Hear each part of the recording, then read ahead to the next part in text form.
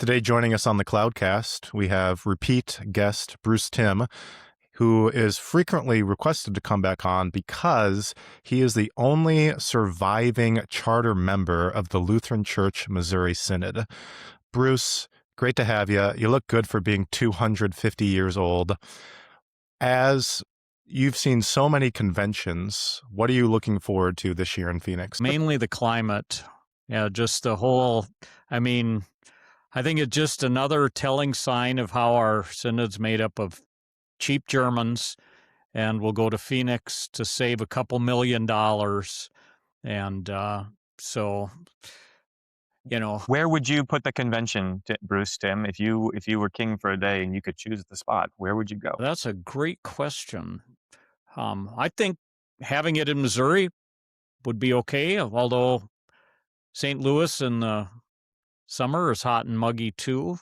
I attended a convention in Milwaukee. Milwaukee was good. There's a lot of brew pubs there, which always helps to tolerate conventions.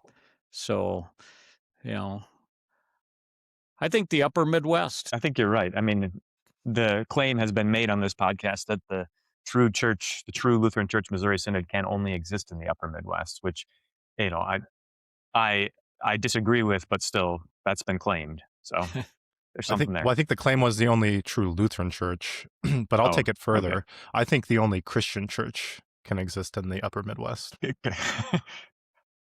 Please do go on. Speaking of the true Christian church, that's all. Right. Speaking of the true Christian church, Bruce, have you digested all? Is it 500 pages of the workbook? It's got to be more than that. Have you been getting the snippets on it? I have not looked at the workbook. I am not a delegate, and I don't know. It's just not. I probably should, but I haven't yet. So this is pertinent to a listener question. David, go ahead. No, I was just going to say this is the kind of thing that would get us lots of clicks and likes if we would do a deep dive on convention issues, which I realize I should probably pay closer attention. I have a member who's a very sincere, earnest member, relatively new to the Missouri Synod, relatively new, to paying attention to synodical inner workings. And the question is, what's going on? What's with all of these overtures? What's with these people who are saying, what was the one? To remove the descent into hell from the apostles, from one of the creeds. Yeah, okay. Yeah. So that's what I was bringing up, because this is pertinent to a listener question. Yes. So there's a church in Austin, Texas, which wants to change the language of the Apostles' Creed. And when I read that, so there's been a number of guys recently who have been going Eastern Orthodox. Don't recommend. It's all about aesthetics. Whenever I feel the itch to go east, I just change my desktop background to a different piece of artwork by, Wenzel Hablich, a very colorful painter, and that takes care of the itch. But that being said, whenever I see people trying to change the language of the creed, I'm like, okay, I get it. Like you don't want to be here anymore. Go east, fine. So to what extent is it the full ripening of the Protestant spirit? To say, look, we're here to critique anything and absolutely everything, and the church has been wrong for 1,700 years. Pretty good indication. Pretty good indication you're not on the page of Catholicity and Orthodoxy if you think you've come up with something new in Austin, Texas, or St. Cloud, Minnesota, for that matter. Yeah, there you go. Equal opportunity. That's good. Yeah. There you go. Now, what would be a great storyline is, I understand Joe Rogan is going to church somewhere, and he resides in Austin. So what if it's Joe Rogan who's pushing the change to the Apostles' Creed in the Lutheran Church Missouri Synod workbook? This is a storyline worth pursuing. Yeah, let's tease that one out along the way. Tim Wood, I don't know if you're listening, but investigate, please. Like I said, I haven't read the workbook, but having listened to the CloudCast recently, don't we need to mention pastoral formation as certainly an issue to also get some clicks and some traffic? Yes. Yeah. So here's our listener question. It regards the creeds. So not the Apostles' Creed, but the Nicene Creed. And we confess, begotten of his Father before our worlds, God of God, light of light, very God of very God, begotten, not made, being of one substance with the Father, by whom all things were made. And so the question is, okay, why this precise language. What are we getting at? So Well, just help me understand the question, or let me help me understand um, the details of this. Hang on, let me pull that up. Shoot, I had it open here. I'm sorry. Go on. Go ahead and say what you're going to say, Bruce. well, again, it'd be helpful to know, just contrasting between the apostles and this, but historically, there was heresy arising in the church at that time, and Arius was denying that the Son was of the same substance of the Father. And so Nicaea, in confessing those things, confessed the proper relationship of the Son to the Father, but also, most importantly, that he was of the same substance. But, God of God, light of light, very God of very God. All of those indicating that the Son is equal in Godhead to the Father. Now, the term homoousios, we've explained. We got a really nasty voicemail about heteroousios. Remember that, David? Mhm. We didn't Yeah. broadcast it. We refuse to air that. Yeah. The interesting thing is this language of light. So it seems Yeah. to be language regarding using the sun, sun, as an Okay. illustration for the Godhead, because as soon as you have the sun, then you also have light that goes with it. And so what it's saying is you can't have the Father without the Son. And vice versa. And I'm seeming to remember Chemnitz on the two natures also uses this illustration to describe the relationship of the natures in Christ. One of the three primary illustrations is the sun and the rays. They're distinct, but you can't separate them. Yeah. That's good. I think that makes a ton of sense, and it's natural biblical language as well, right? So, the light has come into the world. This is Johannine language, right? The darkness has not overcome it. So it's using thoroughly biblical language to iterate the point that that he's not less than the Father, not of a different substance, but the same. Yeah, that makes sense. Yeah, and Hebrews 1 verse 3, he is the radiance of the glory of God and the exact imprint of his nature. So like you think of radiance flowing from the same source, same Godhead, but distinct personhood. So I have often thought about the use of spirit, wind, breath to kind of illuminate the relationship in the Trinity. So you could say it this way: the Father speaks, and the Word is the second person of the Trinity, and somehow, in some way, the Spirit is like the breath that carries those words. Right? It's a limping analogy, but there it is. You have all three kind of components. Right? Where's the Spirit in the sun with its rays? If I had better knowledge of physics, maybe I would have an answer for you. This is why I'm going to defend the filioque, and yes, I do say it proudly with my chest, because I think a double procession.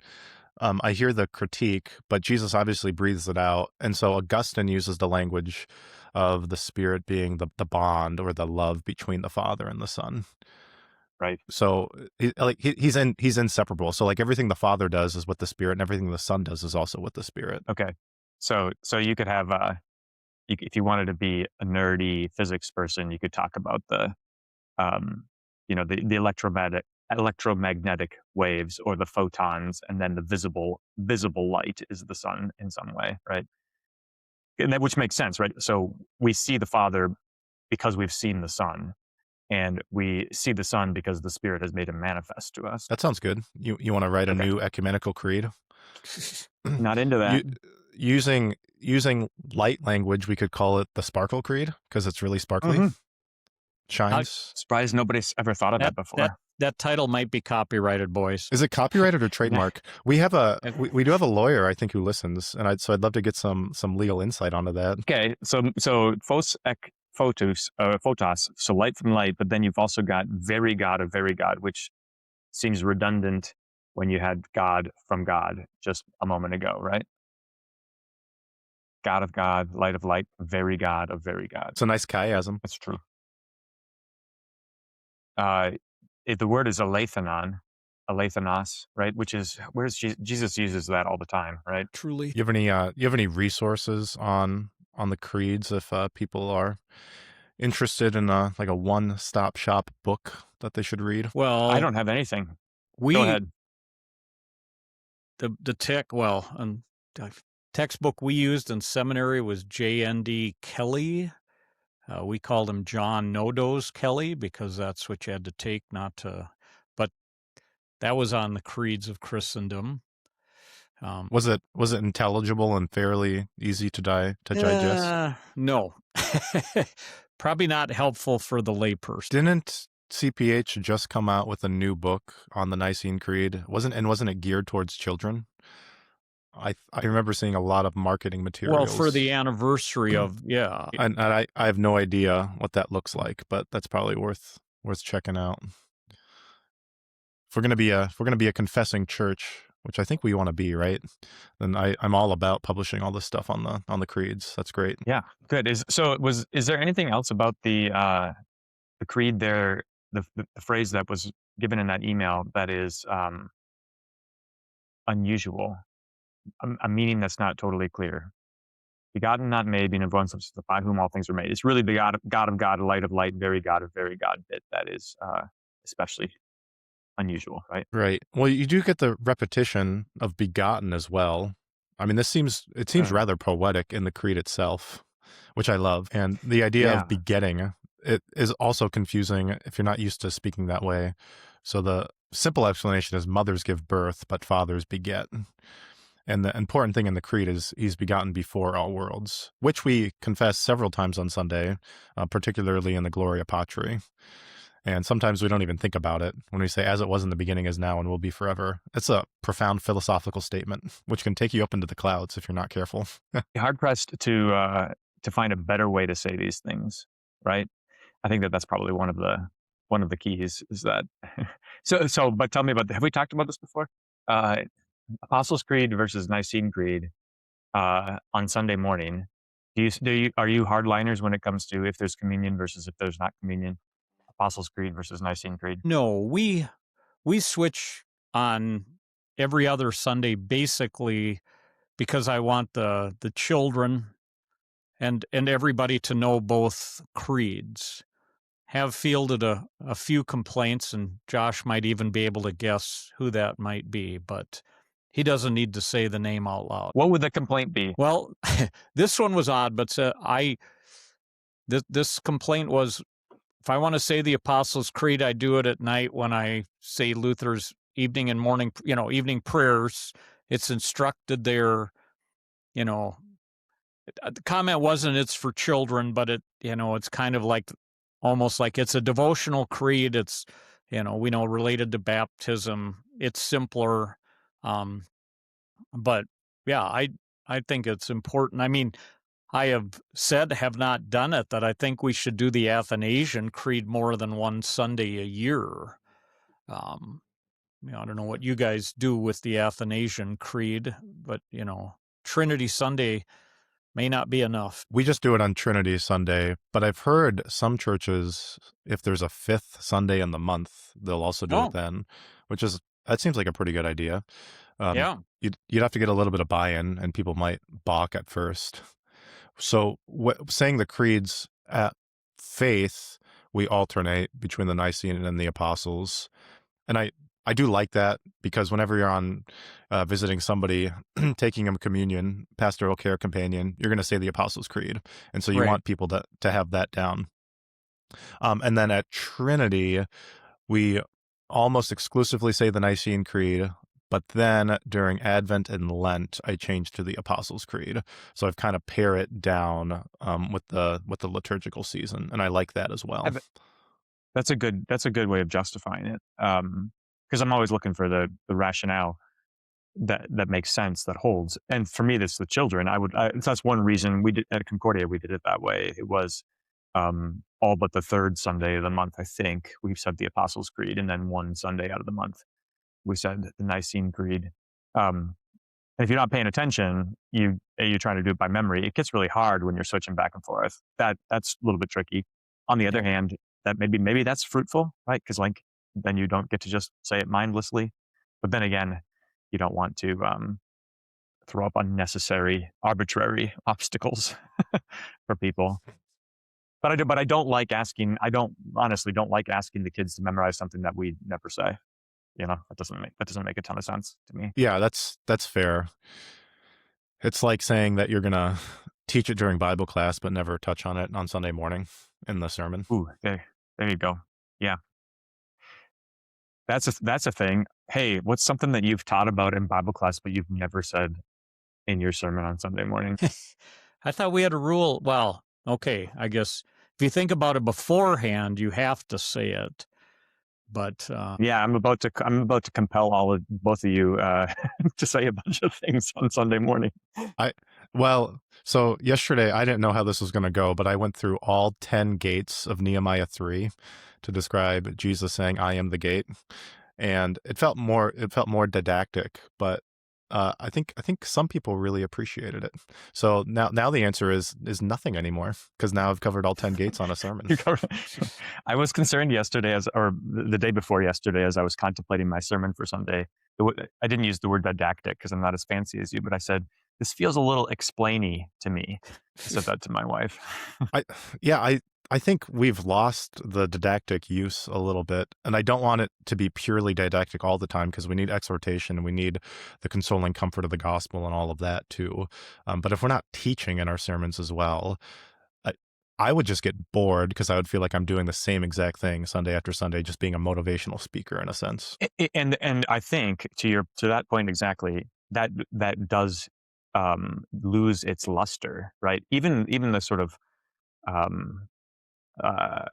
rhapsodizing on a text, like doing something very poetic, which at times is really, really nice. You can't do that every week. You can't possibly do it every week, because it becomes a stunt, right? It becomes a shtick after a while. So you are meant to do all of the things, I think. And I also think that the energy required to do that sort of, like wordsmithing, just profound thing is challenging week after week. But the 5 uses, I think, really frees us up. And also that, your people are with you Sunday after Sunday after Sunday, and the pressure to make, obviously we want to preach excellent sermons, but also realizing it's a steady diet, and whatever different nutritional value comes in different ways. Expounding the story, giving an insight into the text, connecting it to other scripture, exhorting to good works, all of that, is a balanced diet. I got to tell you this insight that I came to lately, which I've been a pastor for nearly 12 years, something like that. And this is kind of shameful that it only occurred to me now. I love it when people ask questions, and this is one of the reasons why I love Bible study. Because if you ask me a question, you give me lots to talk about, and I can chase that all day long, and it's a lot of fun.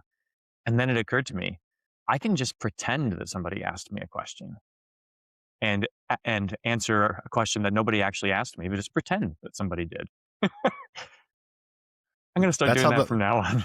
That's what the philosophers did all the time. I know. Yeah. I was like, why didn't, because it's a completely different frame of mind for me when I'm like, here's something that I want to teach, or something that I think that is important for you to know, versus here's a question you are asking, and I'm trying to get to the heart of the question and give you a satisfactory answer. They're two different parts of my brain, frankly. And the one where I'm answering a question, is much better than me saying, here's something you should know, right? Do you feel like a natural excitement answering your own question? It's not the same. This is why, I think I'm going to have to do a little mental gymnastics and actually pretend like somebody asked me a question, because I'm not excited about answering my own questions. It's not legal in the US to get a lobotomy, but for you, it might be useful.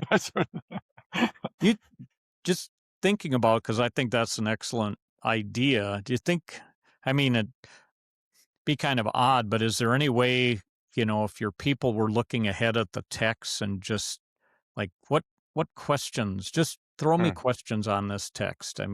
Not saying I'm going to hit them all in the sermon, but of course you might be, it might be like, when you do ask the pastor with a bunch of kids and stuff, and you get all kinds of silliness. But it's great though. I mean, the thing is that it's all in some ways, except for the really really crass stuff, it's redeemable, right? Like it's usually possible to pull it around.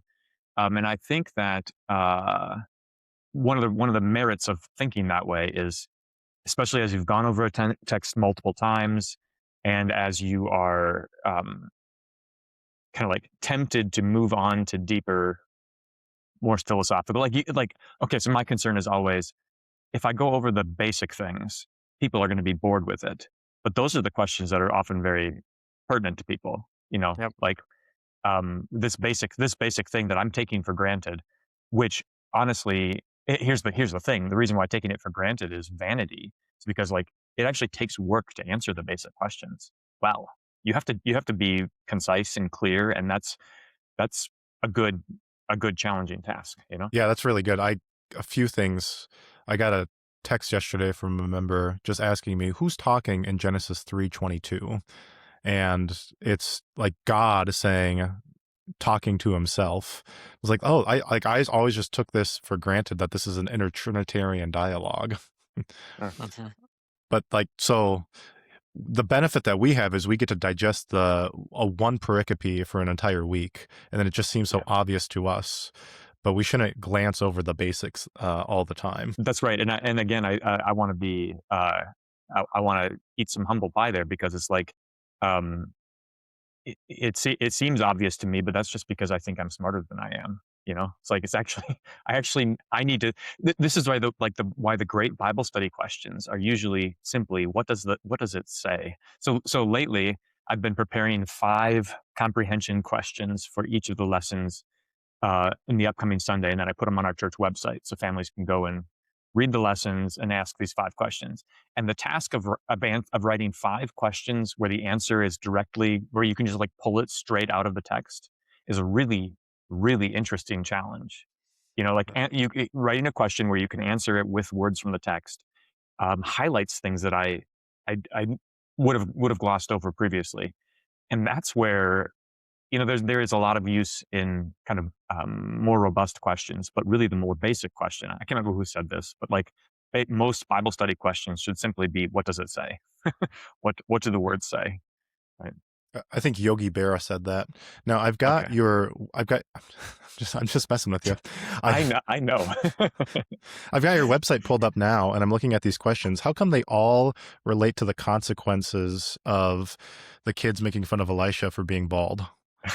I mean, it's something we all have to work on.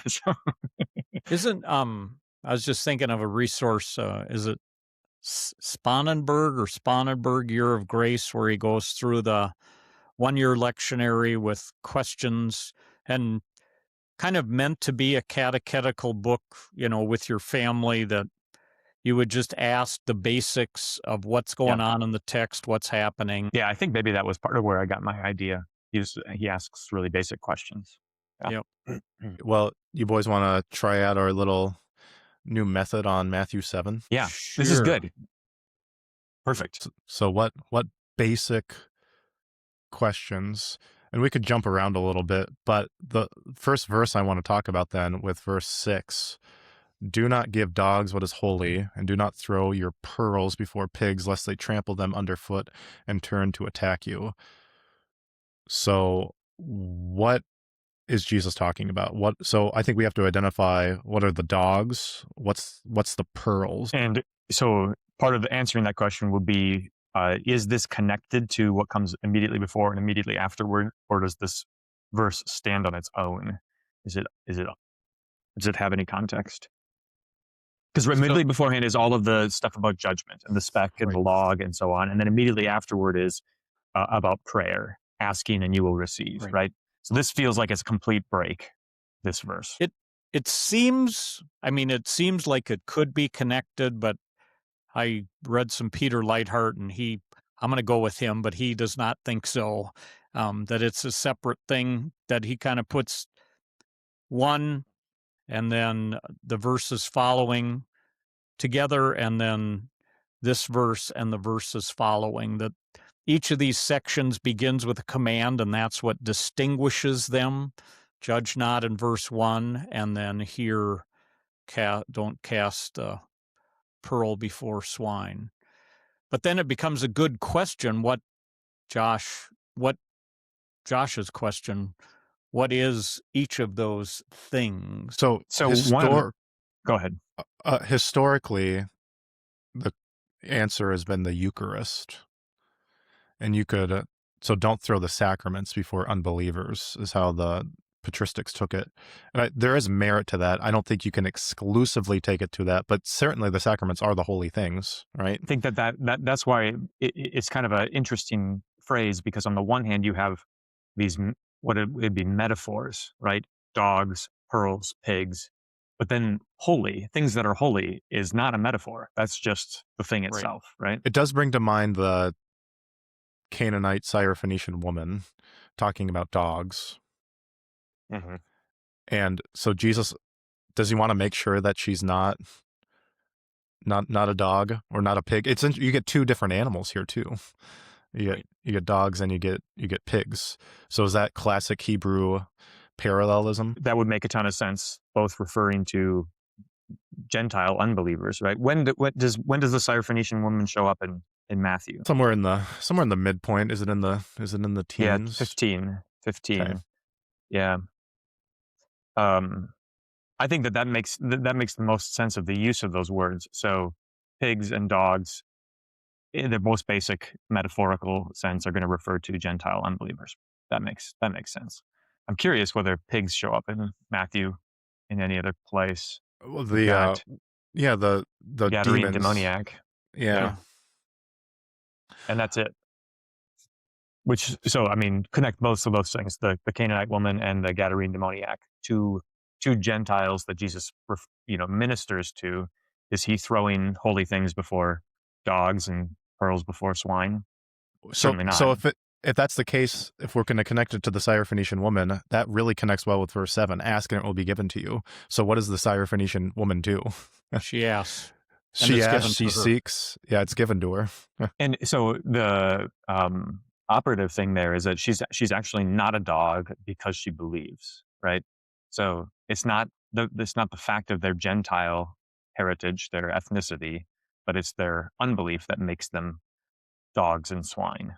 Yeah. So just throwing this thing in a little different direction, and this is from Lightheart, and I don't know that he would make this perhaps as far as I took it, but he links this a lot to the Old Testament and how the Israelites put their faith in foreign Gentile powers. And so, it's a completely different thing. But, if the holy thing is faith and putting it in foreign powers, I mean, even as, you think about the early Christians, you think about the Jews who rejected Jesus, putting their hope in Rome or whatever, or someone defeating Rome.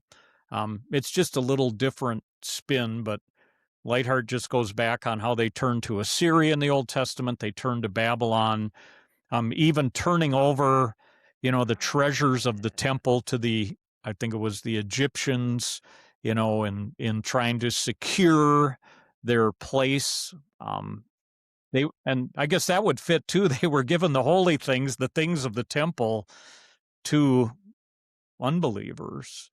And that would be a Hezekiah. good old Hezekiah, right? In Isaiah 39. Yep. Yeah, shows, yeah. Is it the Babylonians? Yeah.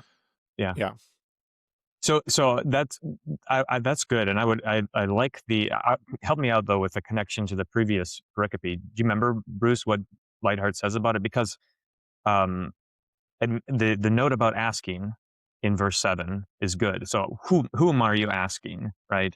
Are you asking foreign deities? Are you asking these nations, right? And if somebody's asking, if their faith is in something other than God, it is folly to give them holy things, to put the sacraments before them. If their faith is not in God, it's folly to put the sacrament before them. This is starting to sound proverbial to me, right? So like, correct a scoffer and you'll get yourself abuse. Correct a righteous man and he'll become wiser still, right? So what's that, which then feels like maybe there's a connection to the first bit about judgment, right? So judge not so long as you are operating as a hypocrite with a log in your own eye, right? But do render judgment once you've removed the log from your own eye so that you can offer right judgment. But how does that connect to giving dogs holy things? I've got a connection, Bruce, if you want to think Well, about it. I mean, would it would it be, I don't know if this is too simplistic, judge so you know who's a pig or a dog. I mean, you know in whom you should have faith, you know in whom you should have trust. Um, you know, I don't know. I always think of this question Bob Kolb used to ask. I mean, he was at Concordia St. Paul when I was there, but he would always ask, "Why do you want to know?" And maybe that's the good, good question. Even the Syrophoenician woman, why? Why are you asking? Well, because I have faith in you. And maybe that's the judgment question is, why are you asking, what do you want? And even when people throw out this very misunderstood verse of judge not lest you be judged, why are you telling me that? Why are you saying that to me? Is it because, I have pointed out some unrighteousness or unbelief in your life, and now this is just self-righteousness and you're defending yourself? And I think that's, maybe I could say how you use verse 1 will determine whether you're a dog or a pig. That was great. Yeah, what were you gonna? Well, that's good. Yeah, what were you gonna say, Josh? That's good. So another way to take this would be to use the Intermatthean language of pearls and to look where that shows up. So then you go to Matthew 13, parable of the pearl of great price. So then it depends on how you interpret that. So there's two interpretations, and I can't wait to deal with the parables because it's going to be so much fun. Because despite what you were taught at seminary, Pastor Timm, there's not only one proper explanation for the parables. And boy, if you broke that danger, danger, danger. So I think you do have to have a primary understanding of the parables, but then there's secondary as well. So with the pearl of great price, Jesus, the primary understanding has to be that Jesus is the one who purchases the pearl, which then makes us believers the pearl. Right. So you're tracking? So if that's true, if we're the pearls, part of what Jesus could be saying is don't throw believers before pigs, before the unbelievers. So if we're going to connect this with judge not lest you be judged, Matthew 18 teaches us how to judge, and it's collectively as a church. So it's not individual condemnation, but you've got the steps of admonition there. And if they refuse to listen to one, then 2 or 3 witnesses or the entire church, then they are judged. And then at that point, they're deemed not to be pearls. So then you can throw them to the pigs out to the world. Yeah, that's good. Okay. Because the problem with judging is partiality. The problem at the beginning of Matthew 7 is this partiality, right? So like you're gonna double standards, multiple different standards, which drives Jesus nuts. No respecter. Teacher, we know that you are no respecter of persons, and they don't quite understand how little he respects persons. I was thinking about this as I was building a retaining wall this weekend, and how important straight lines are, and how you need to have a rule, you need to have a standard. And there's this moment where, as you're building it, you're kind of like, I think I've got now my eye trained as to what's straight. And then you step back and you're like, nope, that I needed that rule, I needed that standard. And that's what Jesus is about here, right? So judge not, because if you've got the log in your own eye, for one thing, and you're a hypocrite, and you're judging for the wrong reasons to cast the pearls before swine, right? Then there's going to be a crooked all around. I think Lawrence was thinking of this verse in a sense. It's kind of a twist on it, but remember the Roman official asked him to bring out the treasures of the church, and he showed him the poor. Mm-hmm. And it wasn't sarcastic. Like, these are the true pearls of the church. Yeah. Of course, he got thrown on the grill for it, but... Right. Patron saint of barbecue, man. Oh, before I forget... That's good. Bruce, you're lefty. Do you golf left-handed? No. Okay, that's what I thought. I've golfed with you several times. And it's like there wasn't anything inherently weird. That's a different question. Sorry, I had to interrupt. This is personal business, David. Yeah, understood. Yeah. You've never golfed with me. And I never will. So I'll drive the golf cart for you. How's that sound? I like to walk. All right, continue. That story about Lawrence and all of this business about not taking what is holy and tossing it away makes me think about what comes later. So one question that I would ask if I were a person is, boy, it sounds like it's really, really hard to get to heaven. It sounds like it's nigh unto impossible, in fact, right? Strive to enter by the narrow gate. Although in my ESV, it doesn't say strive. It just says enter by the narrow gate. Well, that strive language is in Luke. So Jesus did, and that's Sermon on the Plain, I believe. Yeah. So the reason why I'm thinking about this is because, like, you give the example of Lawrence, who brings out the treasures of the church, and that is the poor. But that makes me tremble, because I don't know that we would do that. Right? Like that instinctively, intuitively, I don't think we would do that. Well, Scripture is going to teach us to be humble. And I mean, even when, if you will, when these passages cause some fear and trembling, I mean, that's good. It's just more teaching. And certainly this whole chapter 7, but the whole Sermon on the Mount is, I think, intended to both knock people down, but also guide them in the way of living lives dependent on the mercy of God, but also reflecting that mercy in how they regard other people. And that, that is a rarity in the world. And I think certainly as you read the Gospels, I mean, not again, you just can't, but, you think of the parable of the sower, and, he's throwing seed all over the place, but and generously scattering everywhere, but it only takes root, if you will, in one place out of the 4, that. So I think there's a lot of indication in Scripture that, yes, entering it is a paradox. It is incredibly easy in the sense that Christ does it all. And it's incredibly hard because faith is contrary to your flesh. Even the disciples have this reaction when Jesus tells them about the rich man. It's like, then who can be saved? Yeah.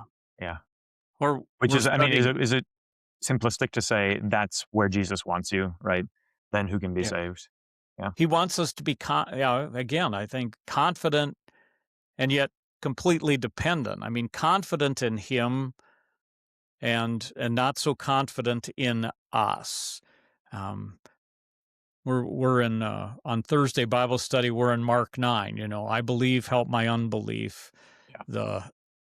I think that's probably just a great and suitable prayer for every day. And you got to love. I mean, Josh, you like saying about Jesus's humor, but it's like when if you can heal my son.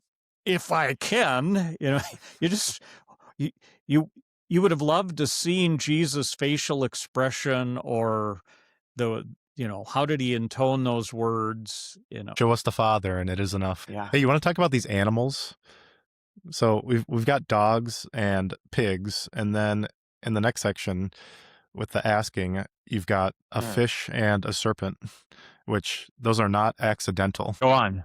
What's the deliberate use of those animals? Well, the serpent is obvious. It's got to be the devil.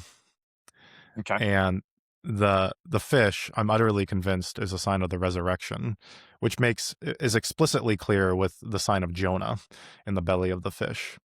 And it's also the food that Jesus eats after the resurrection. 2 times, John 21 and Luke 24. That's good. And is there and continuing, feeding of the 5,000, you've got bread and you've got fish. So I'm going to in that section, I'll connect bread to death, because Genesis 3, by the sweat of your brow you will eat bread. So that's the death, and then the fish then is the resurrection. And Bruce thinks I read too much into things, but I think it's there. So Josh, does this mean the new debate will be not whether John 6 is sacramental, but where if Matthew 7 is sacramental. Yeah, I'm all for it. Let's debate. So is there another connection, because stones, out of these stones that you can raise up children for Abraham, I wonder if there's also, so you said bread could be death. On the other hand, it could be, parallel to the holy thing and the pearls, the bread, contrary to the dogs and the pigs and the stones, right? Yeah, absolutely. Yeah. Bread carries many functions. Yeah. Yeah. Well, Yeah. what about, and I mean, this may be too simplistic a link, but knock and it will be open to you. What about, and again, haven't looked at the word in Greek, but, and then you connect that to the resurrection. The stone is there. The fish, I mean, these are all maybe harbingers of the resurrection. The That's a good tomb word. is going to be open. Yeah. So here's another question that people might ask. It sounds to me like what Jesus is saying here is that I can name it and claim it. I ask for lots of things and they're not given to me. What gives? I think the clarifying thing is in the Gospel of John. He says, if you ask anything in my name, I will give it to you. And the biggest part of that equation is in my name. I also think, Luther's explanation asked, as dear children ask their dear Father. I mean, and the Lord's Prayer, our Father who art in heaven, which you guys would have had that last week, right? That, I mean, having a father means you're a child.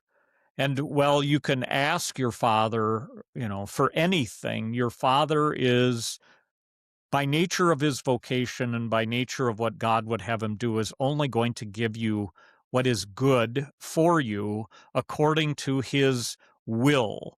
And so I do think, there's reference here twice, right, to father. Well, certainly if your son asks you, will you give him a stone? Or if he asks for a fish. And then, so he's speaking to the fathers, and he says, your Father who is in heaven gives good things. And that too, that's an important word. Good is defined by God. So you likely, I'm not speaking to you, David, or you, Josh, but perhaps I am. You would ask things according to your passions and bellies. And I mean, that's the question, can I ask God for anything? Well, yes, but he's going to give you what is good. That's his nature, and that's your relationship too. I mean, that should influence what you're asking. And you guys know this, it's hard. You're in the hospital and, someone that's dearly loved in your congregation, very important to their family and, you pray for healing, and then you pray that God's will be done, and you trust that your Father will do what is good, even if it, to you would use all kinds of words we shouldn't use on a podcast. So this is good. I think that's exactly right. And you're making me think about the way James talks about it. Right? You don't ask, and so you don't receive. You ask wrongly because you ask to spend it on your passions. And both things those are two distinct things. So what you've described is asking wrongly to spend it on your passions. And to those petitions, God is going to give you what you need instead of what you've asked for.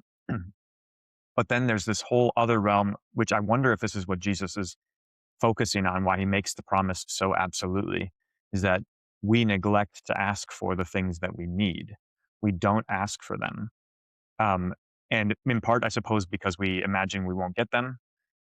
But probably the greater part is because we don't actually want them.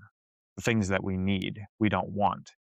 Right? So increase our faith, the disciples say at one of their best moments. And in Mark 9, Lord, I believe, help thou my unbelief, right?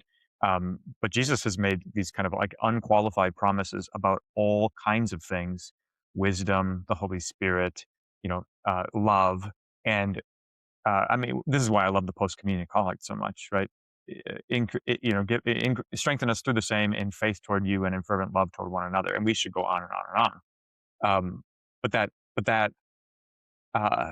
that indictment of The problem is not the asking. That's easy. The problem is wanting the things that I should be asking for. Right. How do I get there? Right. I think The- that the- would be a good, I mean, probably a great exercise is, just what are you regularly praying for, and what would God have you pray for? So Luke 11 is really informative. So you mentioned the Spirit, and Jesus says, "How much more then does the Heavenly Father give the Spirit to those who ask?" So he makes it explicit. So that seems to be the good thing, which nobody is good except for God alone, which is really profound. So he seems to be saying that God wants to give you Himself. And man, isn't it alarming how little we think we need the Spirit of God? Like regularly, I'm like, I got this one. I just need to figure this out. I need to find the right next step. And Jesus says, well, this one you can only do by prayer. That's good. Well, and Paul talks a lot about that, right? Walk according to the Spirit, not according to the flesh. So now we've done animal comparisons. Do you want to do some herbology? And is that the word? Some fruitology? Horticulture. Verse 16, grapes, thorn bushes, Yeah. figs, thistles.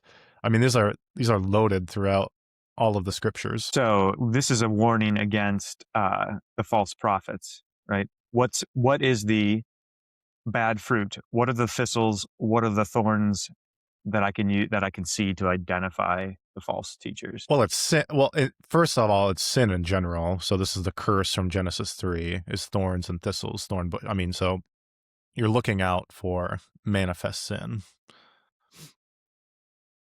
Now, specifically, when I read this, I think of the parable that Jotham gives in Judges 9, because he lists these trees. What does he list? He lists the fig tree, the vine, there's the olive tree, but then they finally go to the thorn bush, the bramble bush, and ask that to be their king. And Jotham says that's not going to be any good. You're seeking grapes and figs from a thorn bush, and all he can bring is destruction. And so that seems to be the Old Testament impetus behind this, but you can apply it to everything in life. Right, which is kind of like the indictment also in Isaiah 5, right? I sought grapes, but why did it bring forth only wild grapes, right? Yeah. And also, The fruit is, yeah, go ahead. it I don't know if this is helpful, but these things are, they're contrary to life. They're going to choke things out. I mean, this is, so you have to ask what God gives is for life. I think similar to what you said before, following your passions. If the preacher is telling you what you want to hear and confirming you in what you naturally want to do, that's deadly. That's not going to produce fruit. Does this seem like a judgment in verse 20? Thus you will recognize them, because that seems to be seeing language. So he begins with judge not, but then he does tell us how to judge in a sense, is by their fruits. Yeah, right. Which gets back to the notion of partiality, right? So by nature, our judgments are partial, and so the way that you assess the goodness of the tree that you're looking at is, like you said, Bruce, how does this make me feel? What does this do for me? Am I enjoying the fruit? Is it a delight to the eyes and tasty to eat? Right. That's how you assess. That's how you assess by nature. And there's this seeing language is great, because it's as though by the Spirit your eyes are opened, and now you see rightly. Now I see men walking about like trees, right? Real quick, I just noticed this again. Did you see all this John 10 connection with the narrow gate, and gate is wide, and Jesus says, I am the gate. And then in verse 15, who come to you in sheep's clothing. So one of the gates in Nehemiah 3 is the sheep's gate. So he obviously has the temple imagery in mind when he's saying all of this stuff. Yeah. That makes me wonder about, what was going on in the temple, or what the layout, the architecture, and the kind of the attitude towards entering into the temple or participating in the temple would have been like. that would have been relevant. Could they have pictured what a narrow gate would have been and versus a wide gate? They picture those things. Yeah, I was wondering that myself. Is the wide gate that leads to destruction the dung gate on the south side of Jerusalem? Yeah, that'd be a nice vivid image. Meanwhile, the narrow gate, I mean, what's characteristic of a narrow gate is that like you kind of have to wait in line. You have to take your turn. You can't, it doesn't admit of a crowd all at once, right? And also a narrow gate, like you can't bring a lot of stuff in with you. I mean, isn't that kind of fitting easier for a camel to go through the eye of a needle than for a rich man, and so it is a very, I don't know, you could use the word exclusive, but yeah. So hey, speaking of the dung gate, can you give us an update on your septic system? we are back in business at Redeemer. I don't know, they estimate our sump pit for the basement, because it's lower than the sewer level of the city, had a 1,200 gallon sump pit that, everything in the basement drained into, and had the massive pump motor failed, got plugged, and it's 60 some years old. So we got our money's worth, but they made things real back then. And so it was a lot of work, and it's going to be expensive. You don't need to make the jokes, Josh. They write themselves. People can make them themselves. All right. I've already said it a bunch of times to him, so I don't have to repeat it on the podcast. I do have a little gate story here for some boomer comic relief. That's one of the few gifts I can bring to this podcast. So Saturday, my wife and I, we were given tickets to the Minnesota United soccer game in the cities. And Friday, we had gone out to the compost site, and our compost trailer's quite old, and the lights weren't working. And I just put in a whole bunch of time on the lights last year, so I was very frustrated. So Saturday, after I did my pastor work in the morning, I quick went home and was working on the trailer, and, then rushed to the game. Standing in line, and I realized I have a screwdriver in my back pocket going into, a stadium, and it was just a little screwdriver. But Val goes, "Well, Bruce, is that an important screwdriver?" And I go, "Well, my dad gave me a set of tools when I graduated from college, and this was a set of back when Craftsman tools were good." I said, "This is part of that set." So she had one of those clear little bags, you could put your cell phone and some credit cards in. So she put the screwdriver, she was just a good wife, put the screwdriver between her phone and the money clip. And then we went through pre-screening, and I was cleared to go into the stadium, but she was flagged to go through the more rigid security. But a rather elderly woman did look in her little bag with about a foot-long wooden dowel, because she didn't want to touch anything. And either she saw the screwdriver and it was okay, or she didn't. But needless to say, I did not lose my screwdriver. But a long time ago, I lost a really good knife at the St. Louis Arch. I did not realize, since it was a federal site, you couldn't bring even a pocket knife in. And they had a whole bin of pocket knives there. But is this a parable of the lost coin? Yes, well, it's something. It's definitely something. Or it might be, I'm just glad I made it in the narrow gate, and I'm also glad my wife made it in with my screwdriver. Yeah, I mean, that had the potential to be a really devastating, heartbreaking story. Bruce, Val does not get to enter in because she's carrying Bruce's screwdriver, and Bruce goes and enjoys the soccer game. And I don't think I would have gone in, boys. Oh, good. I'm glad to hear that. Jeez. Notice he said, "I don't think." He did not say, "I would not have."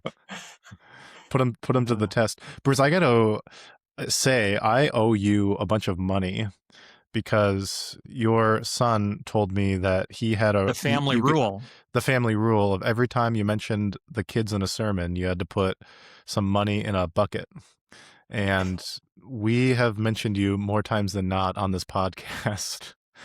And keeping up with inflation, I don't know what we owe you, but I should probably buy you lunch. Well, I only want the money if it'll lead to early retirement. So it needs to be a significant amount. I'm way past, dollar bills. So, but most I can do is $30.